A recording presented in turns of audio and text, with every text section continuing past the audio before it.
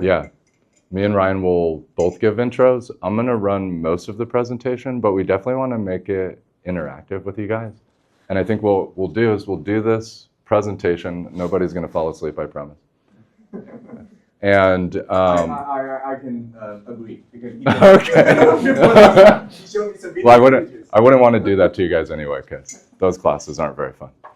And then we'll do some like basic group exercises that are more to stimulate some creative thinking that we can all talk about as a group. Okay. And you know, we might pose like 2 or 3 of the biggest questions that we're hearing. Maybe like one of the challenges that we have with our business model and kind of bringing innovation. And then you guys might have questions that you're thinking about based on what you're studying or kind of where you're at in your career. Cool. So I wrote this slide, but we'll just give introductions. So Ryan, you can introduce yourself first. Yeah. We're co-founders. Sure, yeah. So co-founder of GrayStak. Which maybe you could tell them what that means. Yeah, so the idea behind GrayStak, most people think truth is either black or white, but the thing often lies in the gray. So we're trying to find the gray needles of truth in the black and white haystack. That's GrayStak. So there's basically 2 components to what we're doing. There's a media side where we're out in the field covering major events, especially more recently protests. So for anyone who's here at the very beginning. Don't go there yet, though. Oh. Yeah, we'll get to that. But your background. Yeah, sure. So I feel awkward being here because I'm a college dropout, actually. I went to film school. I had nothing against college. It's how my career turned out. But I've just always had a curiosity for why the world is the way it is, but also concerned about technology and its effect on culture, and especially digital media and how that would affect things long term. So I started thinking about these things back in the early 2000s and started actively writing about these things back in like 2014 when I thought, especially American culture was starting to fragment. So a lot has happened since then, and I don't want to say I predicted everything that's happened, but I'm not surprised of what's been happening here, but also in other parts of the globe. So I'm a video journalist, an author, and a college dropout. Awesome. Well, now you're a political risk tech company media guy. And then I'm Chris. Ryan dropped out. I just got my diploma in May, so I'm CU Boulder class of 2025, but don't trip, I will be 37 in a week and a half. So I just like went back way late, and I think this kind of fits into why we're probably thinking about this world differently. So I started in enterprise technology. I worked for a couple different telecom companies. I just kept ruminating about like large distributed systems. And then, you know, obviously now we have the internet, we have all these devices on these systems. So for some reason I obsessed about that. And then that kind of led me to working for an AI infrastructure company. So if you think of artificial intelligence, there's a paradigm called chip to model. That's all the architecture and infrastructure that runs an artificial intelligence application. And then I work for a data and AI consultancy. So like all the enterprise data and AI applications, the boring ones that you can think of at like a retail firm, a pharmaceutical firm, a manufacturer, the energy sector. Obviously, like I thought that was really cool because I mean, I wanted to see everything a computer can do. And then I was like, you know what, I'm gonna go back to school. So I was in Boulder in like 2021, but I was splitting time between DC and Boulder. So in DC, I got to spend about a year in the environmental lobby. And I got to hear the way that the policy pressures were it was like from the ground, like the protest and dissent, to all these other phenomena that were creating policy pressures that were either trying to shape public policy, you know, through environmental politics, or shape corporate behavior through environmental politics.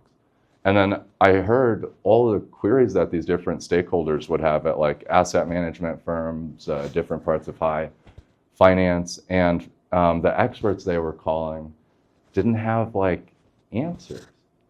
I was like, how is this possible? Okay.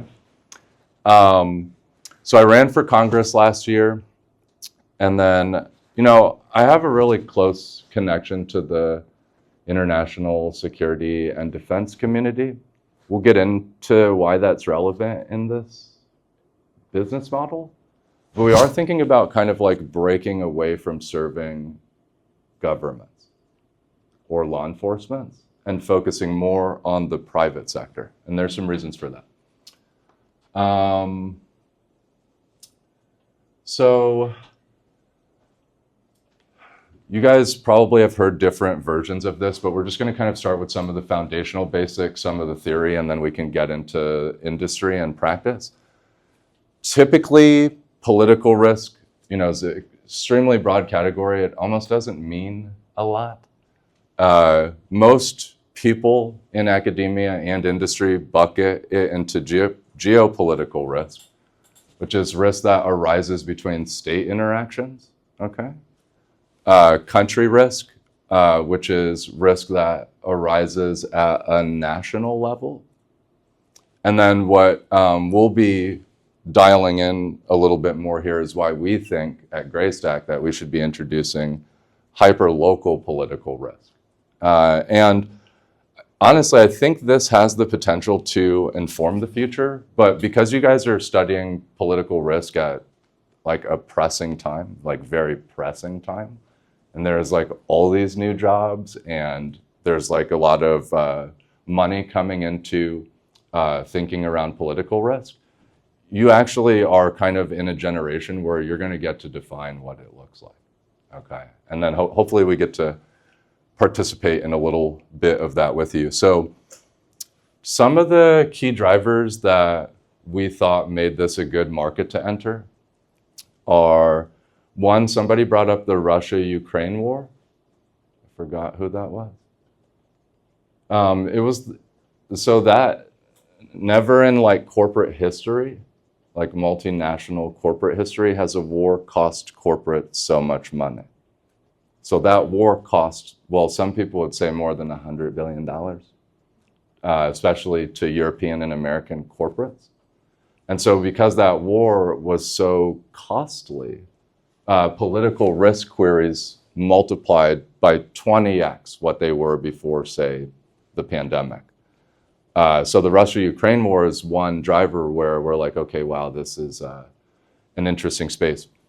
Another driver that we're finding that is making people more interested in consuming political risk information is, everyone has a different way of putting it. Like the world is, some people will say chaotic. Some people will say it's falling apart. Other people will say that the United States is entering this era where it's going to become a less influential country in the international system. And, you know, and then you have all the theories that you guys may have heard around like great power competition. So like you talk to anybody that's been in the space for a long time, they'll say the liberal international order, US hegemony, lasted from, some people are saying 1970 to 2019, okay? And then after 2019, it's up in the air.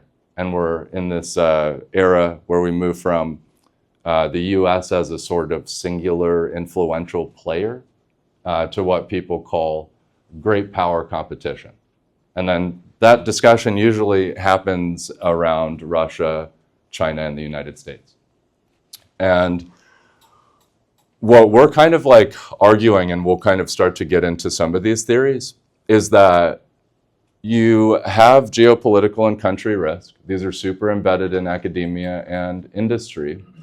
But with that new volume of inquiries coming into these various stakeholders at the consultancies, the banks, et cetera, they can't answer like 70% of the questions.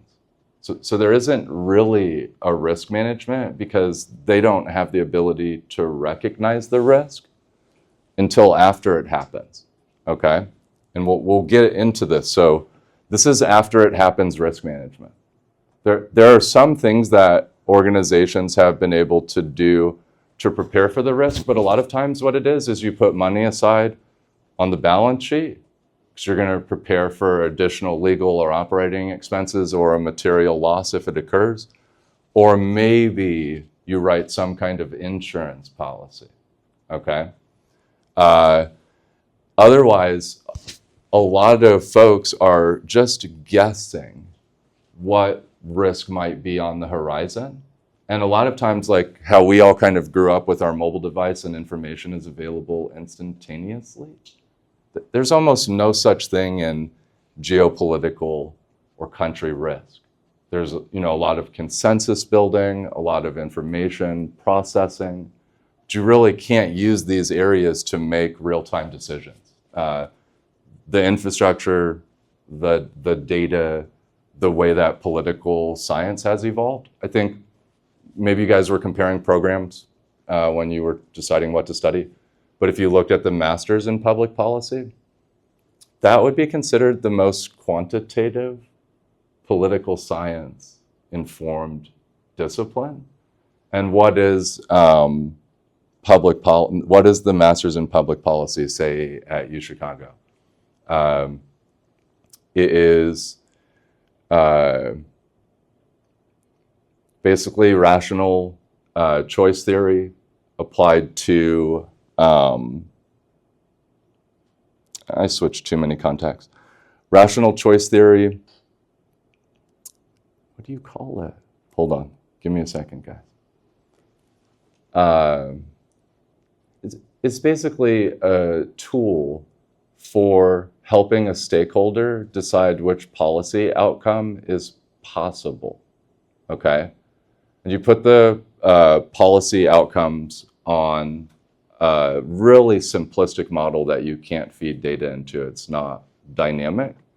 And then you decide, okay, is the actors, the state actors, for example, are they going to coordinate or defect from one another? It's like, okay, that doesn't help a corporation decide if, protests could transform into unrest. And that unrest is targeting like 12 of their manufacturing facilities, okay? So in this, this is a simple kind of frame, and I'll have Ryan talk on this for a second, but the idea is that hyperlocal is the new global because local events increasingly have a national impact. And a lot of people have been trained to think of local as like a city or a county, but like local could be this classroom, right? It could be a set of streets outside. It could be something broader geographically that has boundaries around a specific phenomena, a specific type of political phenomena that we'll talk about. So we think that local needs to be redefined because mass media is not really prepared for this sort of shift in very frequent, intense types of political events. And a lot of stakeholders are saying, okay, the mass media is maybe the most unreliable source of information that is available to us. And I'm trying not to skip ahead, but historically, how you manage country or geopolitical risk, and this would be like cream of the crop, top firm, is you ingest a combination of media/media analysis, and then what you would consider open source intelligence, okay? And groups would look at the media after the fact and the open source intelligence, and they would use that to build a consensus, okay? So you could say from like a geopolitical perspective, open source intelligence and media were the consensus mechanism in the international system. So, for example, the Russia-Ukraine war, there's a rumor, but I think it's pretty legitimate, that the way that the international system recognized that the war had begun was a military analyst was looking at geospatial images, and they saw bags of blood at the border of Russia and Ukraine. And they assumed that those bags of blood are for, emergency medical combat style services. And that's how they agreed that that war was started. They're not using any type of sophisticated analysis for the images. They're not using any kind of like object detection. There's no vision applications. They're literally just scrolling through images and guessing around and trying to figure out if they can identify what the risk might be. And so we just think that that is pretty unreliable. No, You can go ahead if you I know have. just because I was in Europe the year before that happened, and they had another. Because I was in the Air Force as an intelligence analyst, and they knew the blood was significant because the year before they did set up field hospitals, so they did. Okay. The year before they did. Like it was one of the biggest and most significant movements towards the border ever. Sure. They just did not do like the final. They didn't do medical staff, so people kind of knew that like you would never do a build up and invasion if you didn't have medical staff. Okay. And the year after, yeah, they actually set up field hospitals, which they did do the year before. Okay. And this brings me to a point too, is that we do have to separate defense intelligence from corporate intelligence, because corporations don't have the same capabilities as militaries do. So when you think of like political risk in a defense situation versus like a corporate situation, like the DoD can put propulsion on a satellite, and they can move the satellite around and direct it. Whereas a corporate that wants to look at satellite images, those satellites have to rotate, with whatever I'm not a physics person, but whatever the gravitational force is. Those are the satellites we get access to. They just rotate. We tell them to open a window. Hopefully it's light outside when they open the window, otherwise you can't do any image analysis. Whereas for a defense application, they can move the satellite pretty much wherever they want, right? So they're very different from each other. And to that point, we'll talk about one of the traditional kind of political risk business models and why I think it needs to evolve. But a lot of political risk groups will integrate the military skill set in corporate intelligence. Okay, so they'll take that defense mindset and they'll bring it into the corporate context. And then other people will come from a more political, international affairs type background, which we'll talk about why there can be some improvements there. So Ryan was saying this earlier, that we cover protests. And we've been covering protests in DC, New York, and Chicago. Probably 250 of them. Yeah, between both of us, yeah, somewhere around there. And we've stood in some riots. We've stood in a few different types of riots, literally. And then we also have partners that we source footage from. Some people are like, why are you starting with protests? It's so weird. But what we're going to talk about is that protest sits in a school of thought that some of you may have studied, some of you may have more knowledge on or less knowledge, but political violence, or if you want to think bigger than that, revolution and political violence.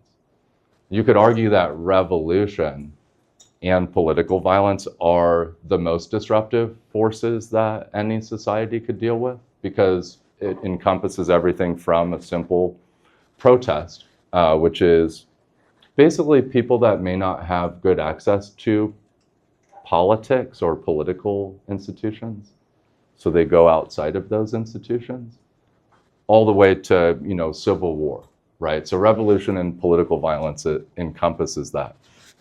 And we started to look at like some of the different studies that were out there that are considered state of the art. So Erica Chenoweth wrote a book called Civil Resistance, What Everyone Needs to Know. And she thinks that if you want to flip a government, you need 3.5% of the civil society to participate in your protest. And there's no way to engineer that. And so one of the issues that we took with her analysis, which it is interesting and it is sanctioned by the School of Political Science, but it flattens diverse activity into a campaign level success or failure. So everyone brings up the Arab Spring and they'll say, oh, Arab Spring from 2011 to X. Okay, so she's going to say 2011 to 2013. Success or failure. Okay, and then no corporate consumer can understand how did the operating environment change in Egypt versus Tunisia? How did the operating environment change in Syria versus, right? This is traditional country level analysis.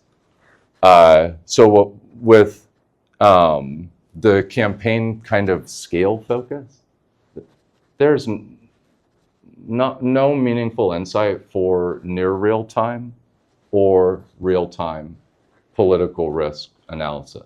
That could be something as simple as early warning or, the emergence of the phenomena before it actually hits the mainstream media, very local shifts in the environment that could put pressure on certain legislative bodies, etc.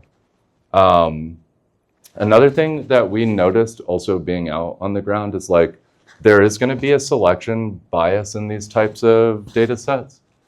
They're going to focus on the famous protests or revolutions that many of us have learned about or lived through or had interest in. But there are many very small local campaigns. Think in Spain, I forget which city in Spain, there is a lot of pressure on the defense industrial sector right now. And we'll stay out of the personal politics, but this means that there are political pressures on defense industrials in about 60 countries and then hundreds of municipalities. And so activists are basically lobbying to try to redirect or discontinue the flow of arms shipments. Okay? Now you may not see any political coverage on Spain, and you probably haven't seen any protest coverage on Spain. But if your business, say in logistics or supply chain or defense manufacturing, it could change your entire business, or it could make it to where you need to set up manufacturing in another jurisdiction, or you need to make a significant change. This wouldn't have any way of detecting that there was any type of political effort in a local political body to regulate the sector that you're operating in. So it doesn't come up. People would miss it. And again, Erica's going to focus on this 3.5% of participation in society, which means revolution or mass mobilization. And my question would be, what is the commercial application? And actually, we asked this question for the entire discipline, political science, and everything that fits into it, global affairs, international relations. What is the commercial application? And the answer is there's no commercial application. This is another popular social scientist that you may run into or you may have already read. Raise a hand. Any of you have heard about this book, read this book? No. You have to read this book. It's very, very influential. It is. It is. It's very informative. The issue that we had with Peter Turchin as we were kind of thinking what political theories can we bring into a computer system and build an application. He again focuses on the society level and uses these really long time horizons. So some people would say that we have a financial crisis every decade or two, whatever. You can look at the last 5 of them and you can see when they occurred. 5 financial crises happened and it hasn't even come into his window. So there's obviously no commercial application here. The other thing is that flashpoints, areas where potential shift can happen, even kinetic activity like violence or revolution. These are, again, very local and very specific. And most companies have an interest in knowing when a flashpoint presents itself and if there is something that they need to change about their business. And, again, Peter's probably giving us the guidance that we need for the future. I don't disagree.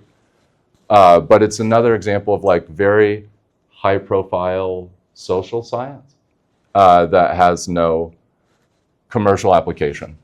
And again, the theory is still good and you can come up with some interesting thought paths here, but revolution equals elite overproduction, inequality, and state breakdown. And that is the kind of underpinning of Peter Turchin. Sorry that this keeps going in and out. So the reason that I'm bringing this up is that one of the biggest constraints, we'll talk about Ian, one of the biggest constraints with improving political risk is that there's no research in political science for innovation or driving improvement. Ian Bremmer I hope you guys have heard of Ian. He's a professor here too. Okay, good. I'm glad you guys have heard of Ian, okay. Ian was the first call we made when we came up with our silly ideas. And he introduced us to his team and they broke their model down. But just think of Ian's company, just like 600 people worldwide. It's very large for political risk. Think of it as the geopolitical and country risk that I was discussing earlier. Okay, so they have their geopolitical practice and they have their country risk practice. They're basically mimicking large banks. And Ian's famous for coining a theory that his team will tell you hasn't realized itself yet. The G0 world, which is basically like an anarchic international system devoid of great power competition. But Ian makes some of the best contributions to the political risk space and still produces an annual risk report. Sure, it might give you an idea of what you should focus on, and then maybe you can get a little bit more granular on that focus. But like if the report says India and Pakistan goes to war, that's all it says. So when? And that's frustrating because, there's a when, and there are a number of things that I think we could be looking at using more technical quantitative structures. The other thing is the geopolitical risk is by a region or a theme. So like US, China, that's like the way that a lot of political risk gets framed in the United States. US, Russia, occasionally, US, India. This is geopolitical risk, right? How is that state interacting with that state, and what are the implications for my business or for my investment fund or for my security of my people, etc. And again, when the analysis is output, position 4, increased immigrant flows from Afghanistan to Pakistan. Engage cautiously in the Pakistan capital. Right, okay, that's literally the type of output, right? And so you could, at some point, you can literally wave your hand. We talked about the political analyst versus the military analyst, which are very different perspectives, but both are very commonly found in political risk. And then Eurasia Group and Ian are obviously contributing to the consensus building that you see in the international system, so especially in global finance. So his firm is an active contributor to saying, okay, we saw this massive event in like 20 places on social media. We verified it with our local contacts in the parliament in the UK. Now we're talking to 20 banks around the world and we're building a consensus. The event happened, on day one, and the consensus could take months or years. They call that political risk management. So, is anybody sleeping yet? Somebody might be. Okay. I really just want to break this down to you because I know it's not being discussed in this much detail, and then we'll get to the computer elements. So think of like early revolution and political violence studies as built off of a Big Bang theory. It's like the Big Bang is super legitimate in physics, even though physicists have crazy debates. But the Big Bang in politics would say that the violence just erupts. It erupts out of nowhere, which we know this is not how it goes. Like, I grew up in Colorado Springs, so Air Force and Army folks were always in town. This is my community. And if I was at a bar when I was 19, there would always be fights. Olympic boxers, military, and then us common folks. But I knew that if somebody spilled like a drop of water on somebody's shoes, the potential for violence literally increases. It just does. So how do we have a political theory that says violence is going to come out of nowhere when we know if we can see the drop of water hit the shoe, metaphorically, we can see the start of something. Then we can start to calculate what's the escalation trajectory and what is the potential consequence of that escalation. So some of your favorites here, Marx and Engels. Rupture theory. So a sudden overthrow is historically inevitable. And you hear this in the political theory, you hear this on the ground. But this is, again, think of trying to commercialize this. Where is it coming from? We have no idea. It's sudden. Copel, I can't say it. I've read all these people too, and more. Conditions align, producing a rupture moment. And then they tried to describe some of the conditions that might produce that rupture. None of which we could actually measure. Brinton explicitly framed Big Bang as illness, which could be a little more compelling to try to figure out the moment when a risk is emerging, but still like impossible. Fever, break, recovery. And then Tilly, who rejected the Big Bang theory and moved us to what is called contentious politics, but still looked at like what are the processes that a group would go through that would lead to mobilization. Okay, so they said, throw your Big Bang away, it doesn't even matter. Here are the ways that people organize, and here are some of the causes for mobilization. Yeah, that's just a recap. And again, he would say the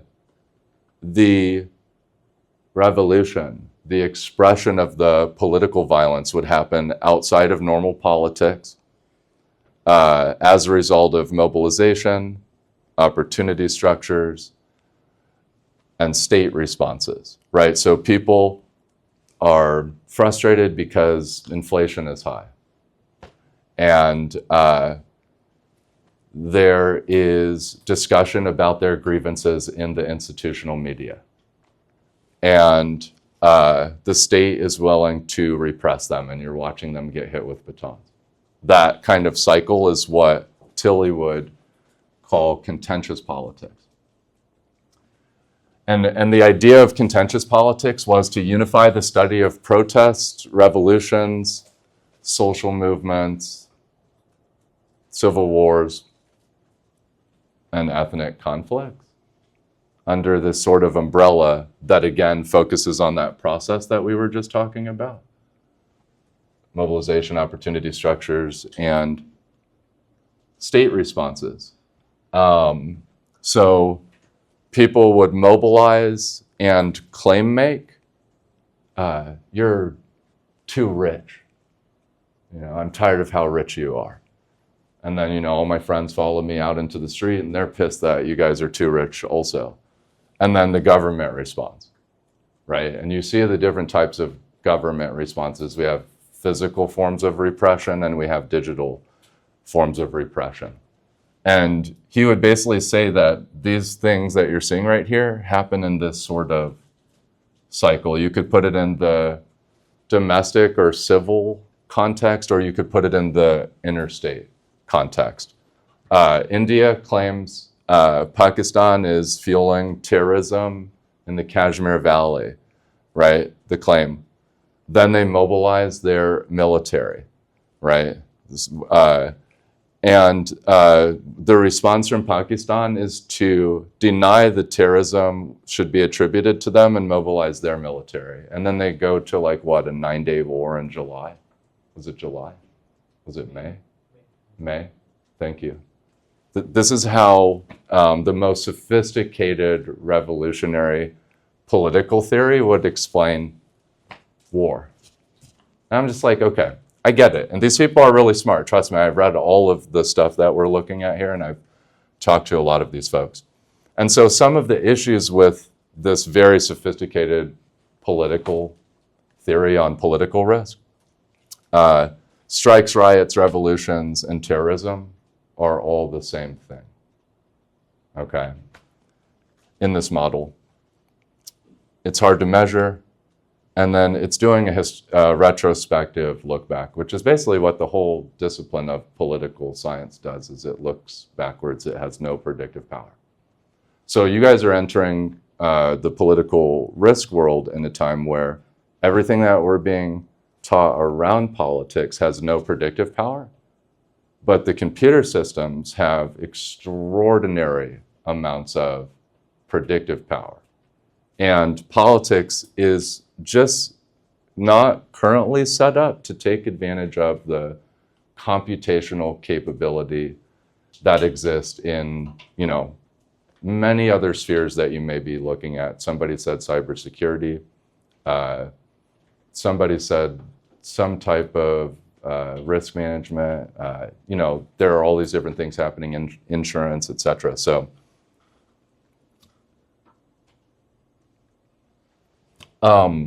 is everyone following me so far? And do you have any questions? Yeah, let's have some questions. Yeah, please. Anything yet? So you're proposing some sort of automated indication and warning? There's already early warning for different phenomena, but it's reacting to Erica, Ian Bremer, Tilly with contentious politics. And it doesn't fit into quantitative structure. So what I'm proposing is how we should approach building the first maybe truly quantitative techniques for looking at political risk. And it may look stupid right now. It may look like slapping slabs of wood together and putting two pieces of iron on them. But then obviously, that would become very impactful infrastructure. And if you don't have a train system, you're kind of screwed. Or who would have thought throwing slabs of cement in the middle of nowhere would be the difference of participating in the global economy. So we're going to start more basic, right? It's what's the cement road? What is the train track to making politics more quantitative? Does that kind of give you some context? Yeah, a little bit. Yeah. Go ahead. Yeah.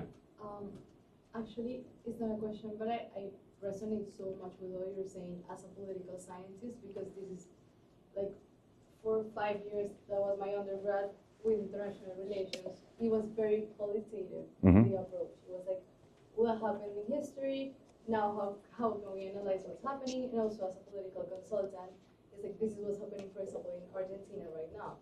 And there's mobilizations, there's issues with the president, but it's like, the question that you're saying is, so what? Yeah. How can we actually commercialize this? So I'm very excited with what you're Okay. going to say next. Okay. The question that is around political science, and is how can we apply all of this Yeah. in the real world? Because most of my professors were like, we cannot predict anything, because that's not our role. Right.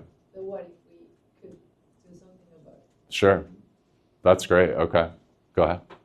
If you're shifting from mass media to more local media and independent analysts, I would say, like, even that's the same case for the local media, because local media has some sort of lobby and power, so it's going to be more difficult to bring the hyper-local news and the architecture around it, because it's complicated how both power structures work in their different contexts. Sure. But what's your question? So particularly, like, what do you feel like? How do you get the information exactly from? Like, is it more independent, or is it like more on the local sources if you're focusing on hyper-local? Yeah. Okay. This is a great question. Okay, think of it more like, let's move to like weather patterns instead of media. Okay. So we go into any major city. Well, the major city is the easiest place to think about it, but, and again, this is a theoretical aim, but every major city has multiple pieces of machinery that measure the wind in real time. Okay. They measure barometric pressure in real time. They measure humidity in real time. Okay, now which one of those structures measures, any political phenomena? And the idea is not to like replace media or be like a nuanced version of media. It's more, what types of instruments could we use to measure political phenomena using all of the computational architecture? Because we're already censoring, right? I have a phone that's videotaping me, but we could run like a vision model on it, and we could at least detect words and faces, right? Like all of our phones can detect faces. It's a pretty simple, right? Does that answer your question a little bit? It's like, how do we first start to get some sensors in place, and what do those look like? What's the most reasonable ethical phenomena to measure that has a commercial application without necessarily having support of political scientists? It doesn't mean political scientists can't come over, but we can't do it in the School of Politics or International Relations. It's not possible. And for some reason, a lot of the computer scientists, they're still trying to catch up to politics as a place where they could apply their high math or technical skills. Where'd my mouse go? So,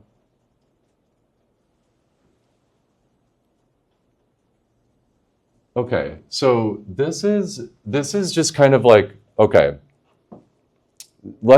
can you guys name like some of the types of political risk that you think of, like certain categories of political risk or anything that comes to mind when you think about We talked about last week. political risk? Or just guess. Yes. Nationalization. Oh yeah, that's a great one. Yeah, I love that one. Okay, go ahead. Corruption, Oh yeah, I love that one too. Go ahead. terrorism. Okay, I don't love that one, but it happens. Okay, yeah. I love that you said it though. But terrorism, I can't support it, like nationalization. Go ahead. Yeah, for sure. Okay. Anything else? Very good. You guys remember everything. Yeah. We paid attention. Okay, so just think, so you know that it's not useless what I just took you through. all of those areas are informed by the political theories that we're talking about. That's where it started, okay? And then again, we've got to this kind of peak perspective on what we can do with what we have available to us. And it turns out we need more, and we need more quantitative data and techniques. So I don't want to like switch courses, but I do want to say this. So those theories are how we're thinking about the current state, whether you're an international investment bank or logistics and supply chain company. This is what it is. And this is how you're hiring people, even if you're JP Morgan. But there are a couple other things we were thinking about. So it's like say that we have a, say we understand more about protest phenomena, and that allows us to understand more about political violence.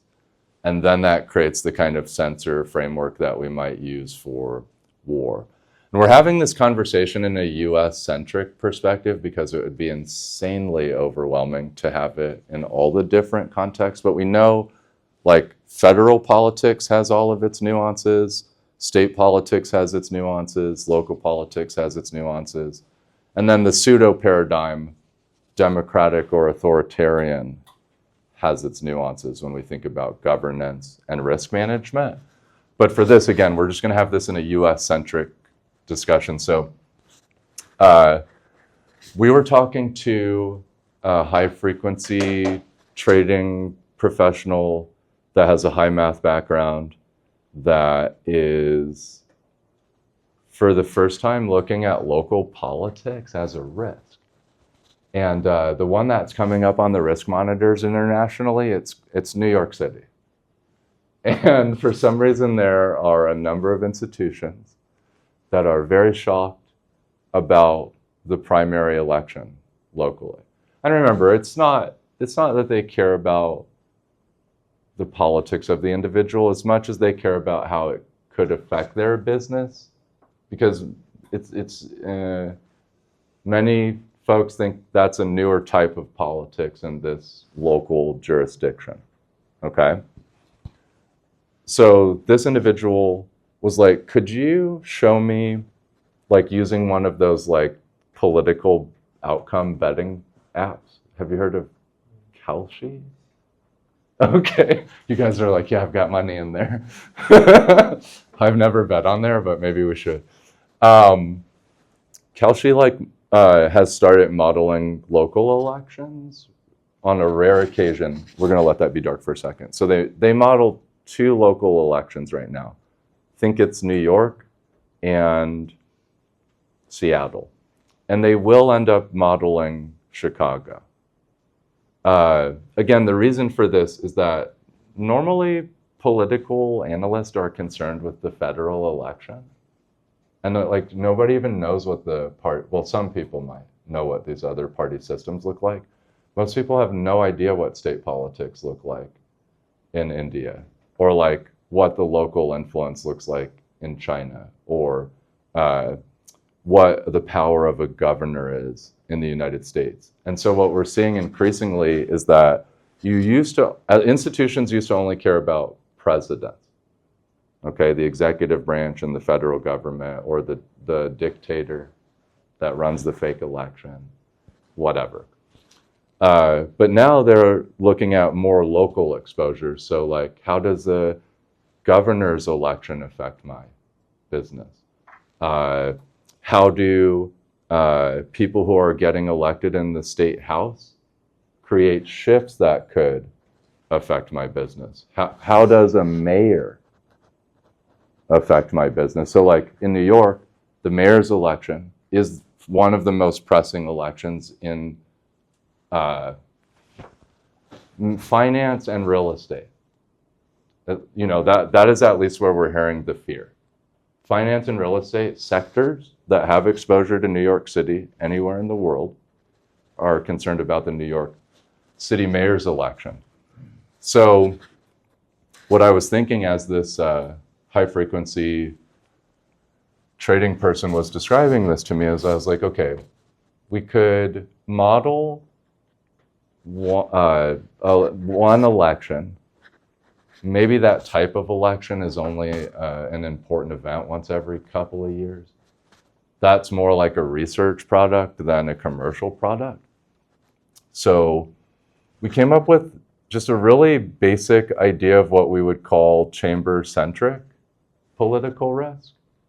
If you put chamber-centric political risk volatility, then it goes from just a political risk framework for businesses to understand how state and local politics affect their business, to a political risk framework for investors to figure out how the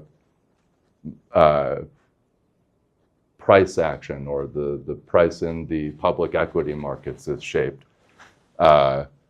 in these legislative chambers. So for the US system, and this is again kind of some of the limits that we see with political science, international relations.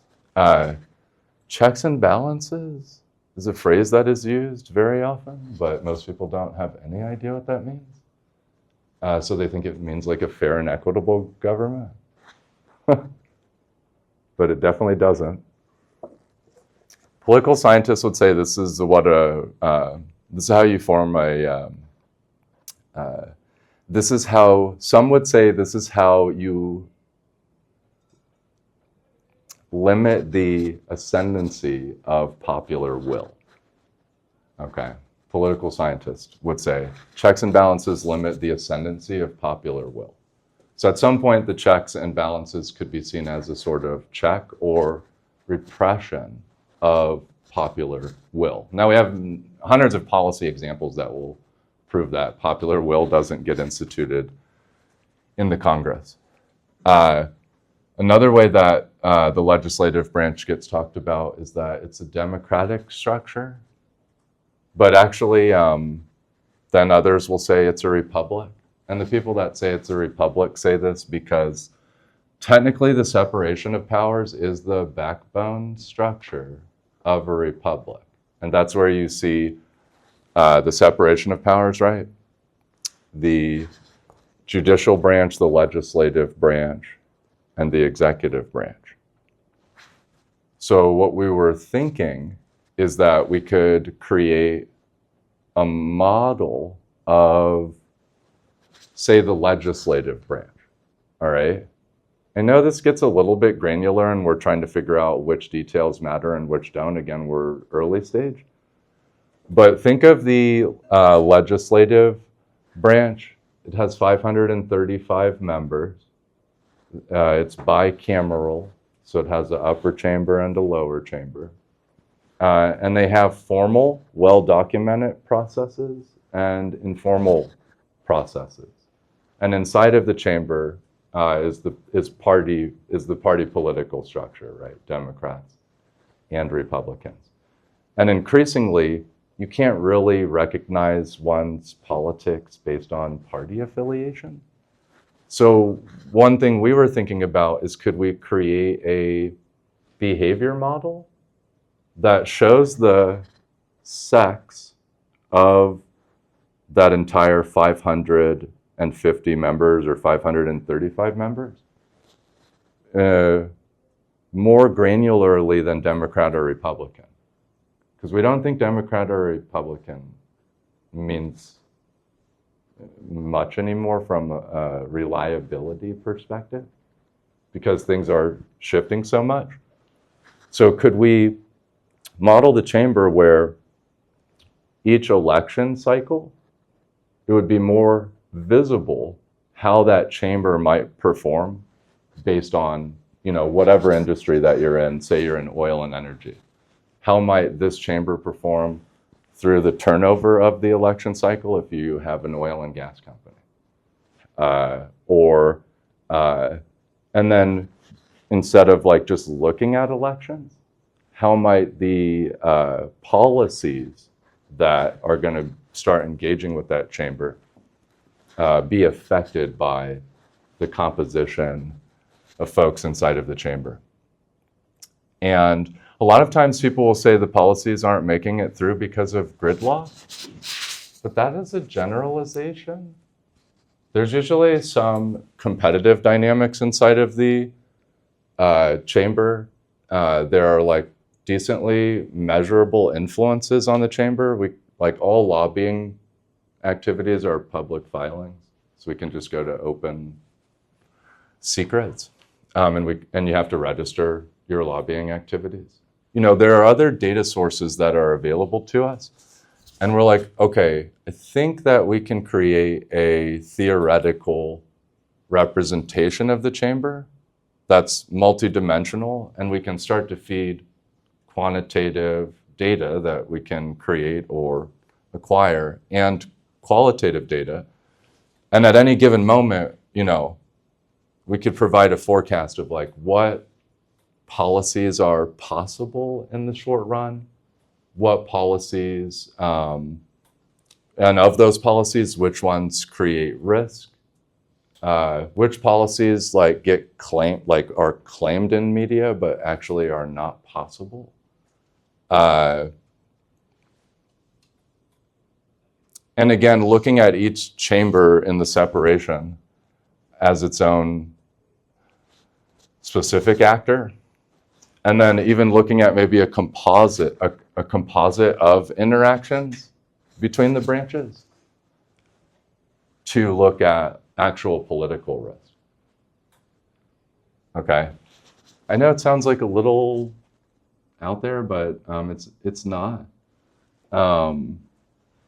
And then we were just thinking about, okay, the executive branch, like people think it's the president. So like if the political theory says that the legislative branch is a large group, not a unified actor, but it's a large group, then it will say that the executive branch is a singular actor. It's not true, right? It's kind of silly too, because if you're at JP Morgan, in your model for political risk, the executive's a singular actor. But it's not even true. It's not even close to true, right? There's one president, and then the power of the president fragments across power centers, incentives, and institutional logics, okay? So think of power centers as like bureaucracies, and then also some of the independent branches of government, if you will. I don't know if we want to call it that, but like think of like the Federal Reserve as like an independent power center, right? Or think of the Department of State as like independent. And then within the White House, right, you have the administration.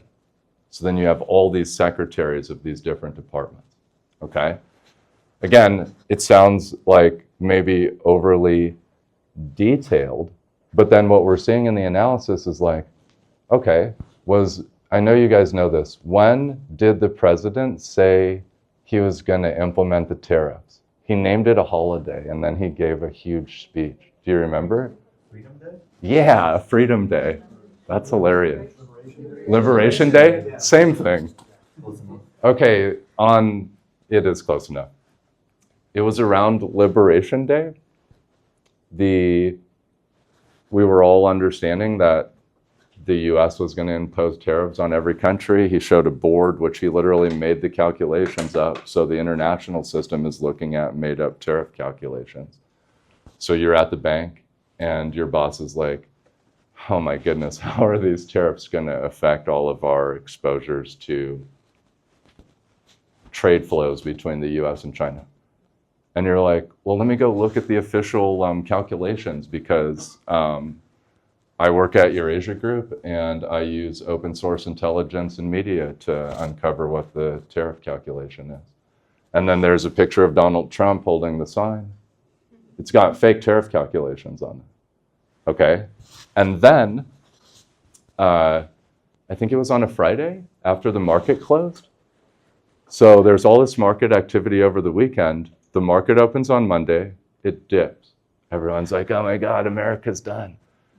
And then a piece of misinformation goes out that the president is going to pause the tariffs for 90 days. No official proclamation, right? It just hit open source intelligence.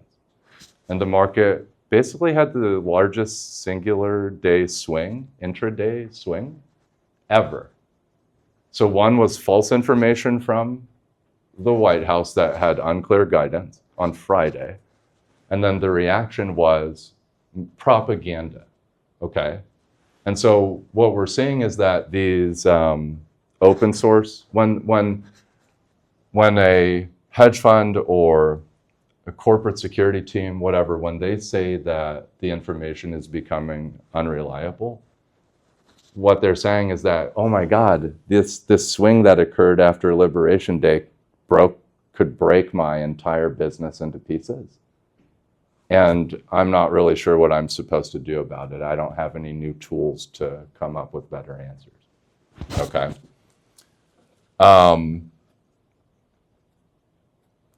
Yeah, so we'll kind of skip through a couple things here. I don't want to take too much time with this presentation, but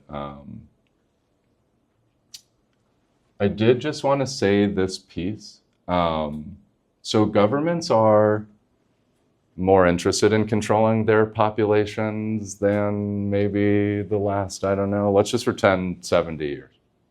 Let's just say they're more interested since the internet came out in finding new ways to do it. And so governments have incentives to use data on the populations to shape behaviors, to shape discourse, etc. So one of the moral, ethical limits that we're kind of working through right now, and if you guys think of these even later, definitely let us know what you're thinking, because when we started studying computers, we didn't get to talk about ethics. You just kind of talked about like what the computer did and you tried to make it cooler. Is if we increase the amount of political data that we're collecting, just like if you increase the amount of like biometric data that you collect, how do you do it where you don't expose people to injury or government repression, or maybe like potential unintended harms from the technology, even if it could improve the decision-making ability for a company? You know, this is something that we think about because all the kinds of devices that we use are slowly kind of transforming into different versions of repression technology, whether it be like a targeting system for singling out individual actors. Maybe they said something that you don't agree with and the government can detect that down to the device and they go to their home. This is a real thing. Some governments are better at singling out individuals than others. There are governments that can't single out individuals very well, so maybe what they'll do is more of a blunt force instrument where they'll shut the internet down. That just means that like they can get some coordination in the telecom industry, but they don't have the kind of like precision to target the individual. We wouldn't want to build that precision for them. So, you know, so when we think about, we'd rather just see them not shut the internet down, but we'd rather have their limit be shutting internet down.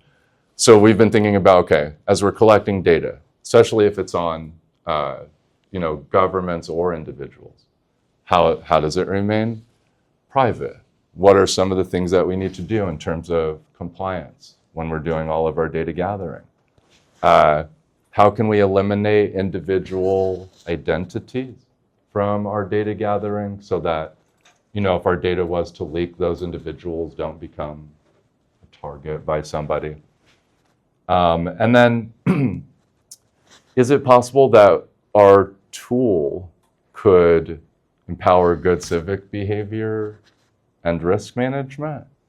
You know, not suppression of protest or weaponization of information. And so this is kind of somewhat of a daunting challenge for us because we don't have a bunch of like peers like the pharmaceutical and healthcare industry do, where they've like worked out all the different ways that you kind of collect data, how you treat the data, so on and so forth. So it is something that's like super important that we're considering. And then another thing that we're thinking about is like, we could set up sensors at a protest. We could use a microphone. The microphone could detect crowd volatility.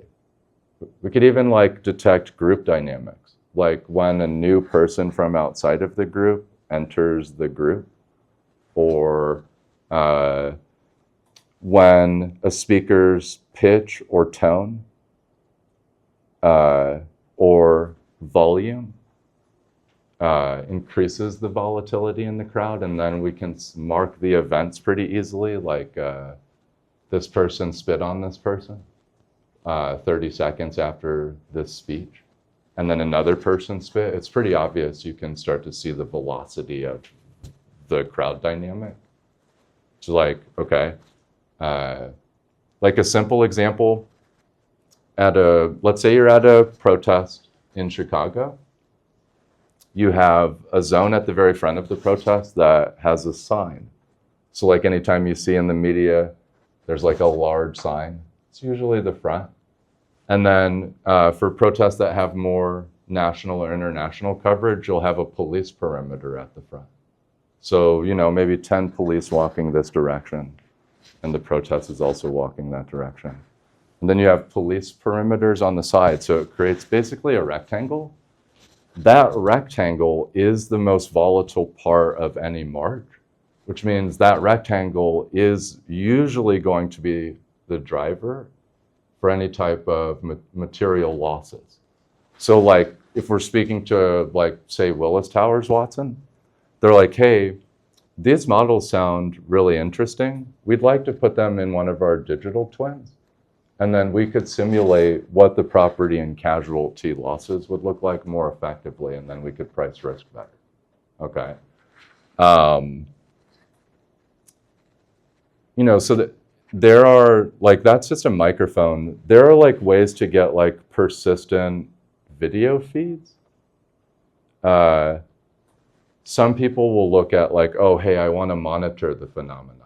And that monitoring is usually like some type of persistent video feed, audio feed, or some type of reporting. So if you're in political risk and people are talking about monitors, could even be like what they call human intelligence, where a human being is able to have access to, the executive branch that is thinking about nationalizing your drilling facilities. But the idea is that if we just go for like, say, a hyper growth kind of approach, we put some instruments together, we start commercializing these models, think of like Palantir, for example, okay? Regardless of like the normative conclusions that you might arrive at on Palantir, they use their systems are used for targeting, okay? And yeah, governments are increasingly collecting more data on their populations. So if you have a targeting system, there's a law enforcement agency at the other end of it, or a military. And this is why we think, okay, maybe social impact is a better way to introduce new quantitative techniques. Because then we could make sure that the groups that would use the data for a commercial application are more aligned with our values of just being able to do better risk management versus like better targeting or better physical or digital repression. But if you think about just quickly here, like the hedge fund will say that, okay, we're interested in your alternative data set. There's two ways that we look at the data. I try not to use everyone's phrases too frequently, but there is one, alpha, so like give us your political risk data that allows us to make more money. But more commonly for like new data sets, risk management, or beta, is where people are like, yeah, let's start with risk management. So we'll consume the data, and what your data could allow us to do in high finance is, if we're traders, exit our position, or maybe temper the type of position we take over a short time horizon, like a couple days or weeks. Okay. If we're corporate security, it could be like, tell us when windows of political volatility translate into either violent acts or crowds, or something that could disrupt access to our facility or make our people unsafe in the office. Okay. An NGO, it could be, we have a key initiative that we must achieve as a part of our mission. We operate in multiple high-risk environments. Give us data that feeds into our ability to prioritize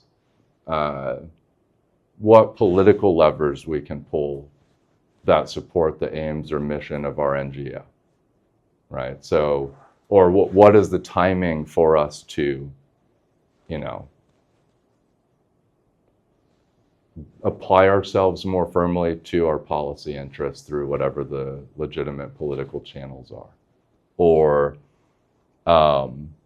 show us shifts in the environment. So like maybe shifts from more stable to less stable to more stable, whatever that looks like in their language.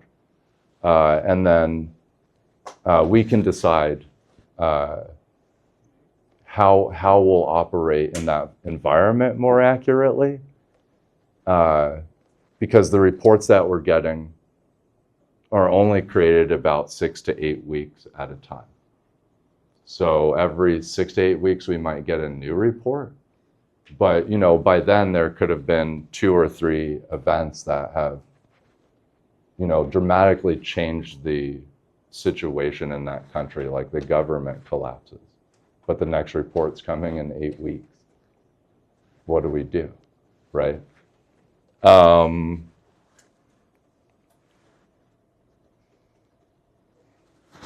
If you're like an industrial manufacturing company and you have manufacturing facilities in multiple countries, the risk allows you to decide if you should enter that market. So you want as rich of information as you can possibly get on political risk, because you need to price it into entering and operating in that market. And then obviously big shifts in the political environment can make it untenable or unprofitable for that company to operate in that jurisdiction, or at some point dangerous or not worth it. So these are just like some of the like basic use cases that have been introduced to us. If you're an activist or organizer, you might want to know like more detail on the type of repression that's being used in the market that you're doing your work in, because that repression is so costly. It creates such significant risk, even like loss of life potentially. And then you could evolve more rapidly or more